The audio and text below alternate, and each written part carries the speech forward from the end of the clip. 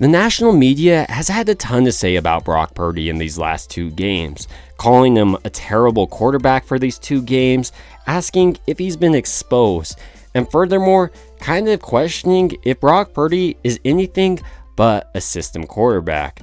But is that what's actually on the film? Does Brock Purdy just look like a system quarterback? In this video, I want to dive a little bit deeper into his game film and see if that's who Brock Purdy is. Before we jump into the game, I do want to mention Brock Purdy's stats on the year. On the year, he's top 10 in passing yards, top 10 in yards in attempt, and he's top 10 in quarterback rating. Additionally, Purdy hasn't actually thrown a ton of interceptions despite throwing 2 in this last game. He's only thrown 3 on this year, which is also a top 10. For Brock Purdy's first drive, he has great field position thanks to that Charvarius Ward interception. To start out this drive, Purdy notices the Vikings are bringing 5 and playing a zone coverage, and immediately finds the open hole in the zone, hitting George Kittle.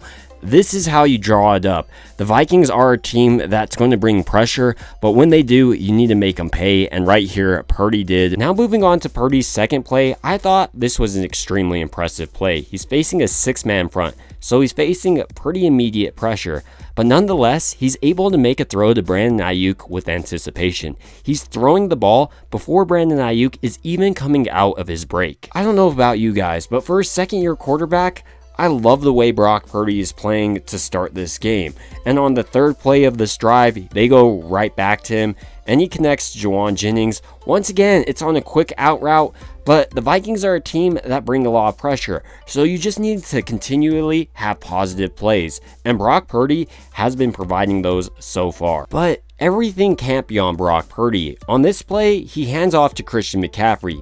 And while McCaffrey has had a stellar season, right here, he doesn't make life easier for Brock Purdy. This leads to a Vikings touchdown and also kind of takes away at least 3 points from San Francisco. So there's a 10-point swing just from this negative play potentially. Banks also didn't help out his teammates on this play by not recovering the fumble for Christian McCaffrey. I'm just pointing this out to highlight the team loss. Purdy going now into his second drive is down 7-0. That's not the best scenario, but not unmanageable. Purdy here on the first play is just a simple RPO. He targets Brandon Ayuk because he notices the corner playing off and is able to fit a nice ball in there. Now a couple plays later on 2nd and 4, George Kittle jumps off sides. This is making life harder on a young quarterback, really putting him in long position, 2nd and 9 now instead of 2nd and 4. But looking at this play, 2nd and 9, Purdy is looking for the big shot. He sees Jauan Jennings, but he could easily connect with Kyle Juszczyk or Christian McCaffrey on an easier throw. He passes those throws up though and goes deep. This is why the whole argument of Brock Purdy not throwing deep never made too much sense to me. And if we're being honest, this is a gutsy throw. Brock Purdy knows he's going to get hit, but he puts his body out there for the big play. This next play for Brock Purdy was his first negative of the game. It's coming on 1st and 10, and he misses George Kittle. But what I want to pay attention to here is his feet.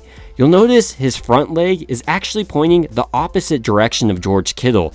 And for me, I think that's a big reason why he missed this pass. But Purdy comes right back from that negative play with the huge positive play, picking up 17 with his legs. And this is what Steve Young was talking about, getting on his horse and just going when he sees an open lane and getting those extra yards.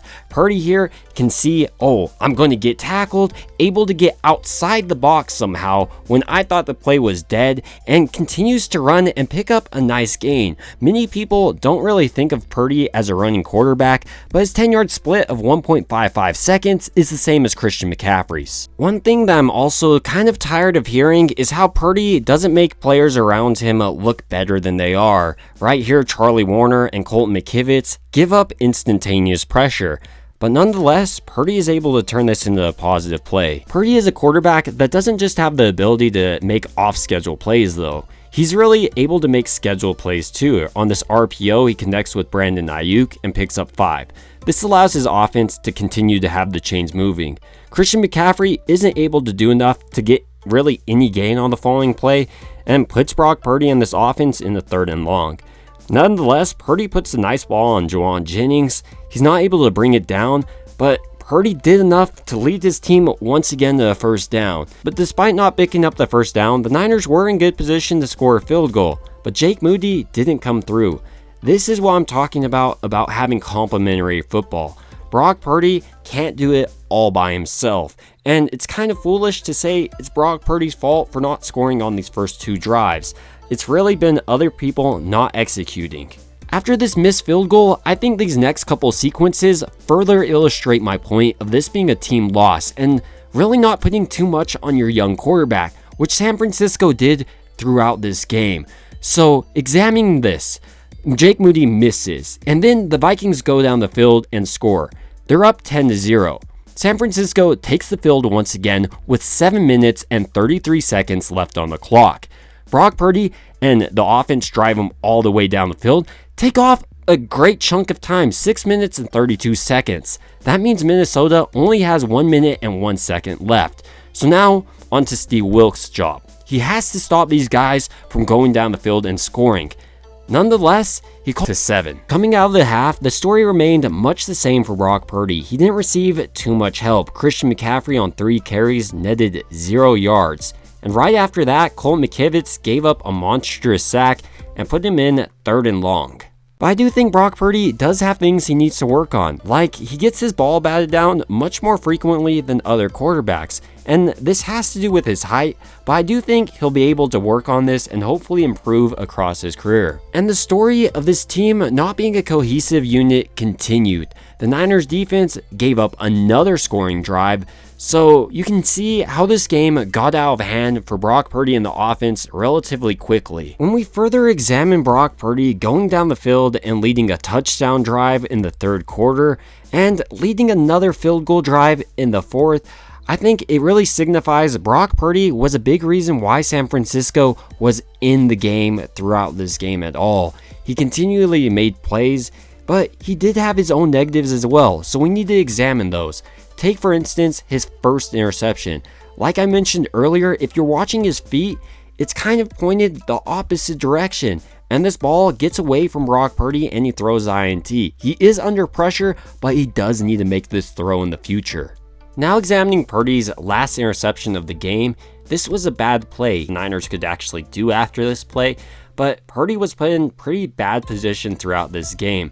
And I just highlight this because while many people are saying it's all Purdy's fault, what I saw throughout this game was a young quarterback who made a ton of plays, but his team let him down at times. And that's not to say Purdy didn't let his team down as well, but many people just seem to be hyper focused on Brock Purdy and not the rest of the team. But these are just my thoughts on Purdy's performance against the Minnesota Vikings, and I'd love to hear your opinion down below. It would also mean a ton to me if you liked and subscribed. And as always, I hope you guys have a good rest of your day.